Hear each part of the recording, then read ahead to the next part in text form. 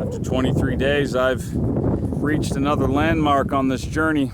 I've reached the Elbe, there over both shoulders. This massive river that services the equally massive port in Hamburg. All I have to do now is follow that bike trail.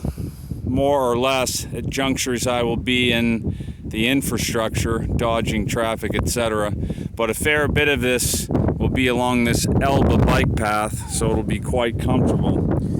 I have to say I was a little emotional as I saw the Elbe just begin to appear at the top of my GPS.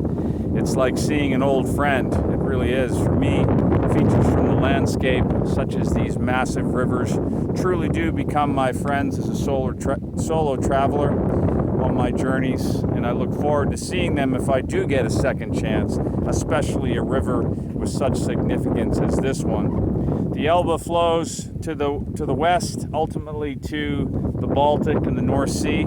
If you go upstream, you'll come to Prague eventually, and I don't think there'll be much of the Elbe left at that point, but somewhere in the Czech Republic is the origins, I suspect. If not, then not so far away.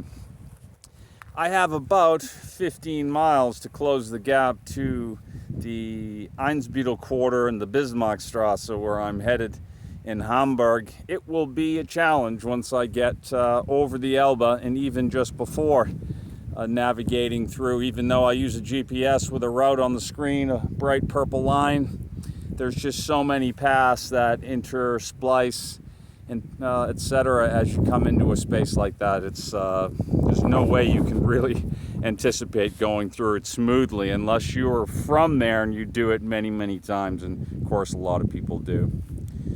Welcome to this gorgeous landscape. One more on Europa 360 here on day 23. I'll be wrapping up a short day, then settling into Clarissa's apartment for a couple of days before I press on to Helsinki, and that will be my next goal. And universe willing, maybe I get there next week. That would be pretty cool. I'm actually looking forward to that, despite everything else I'm looking forward to, proximate and down the road. It'll just be a comforting thing to know that I've reached the top of the journey, and then to start heading south after a very nice stay with Anna, my friend who lives outside of Helsinki. So stay tuned, folks. Maybe I'll check back in this evening or otherwise sometime tomorrow. Ciao.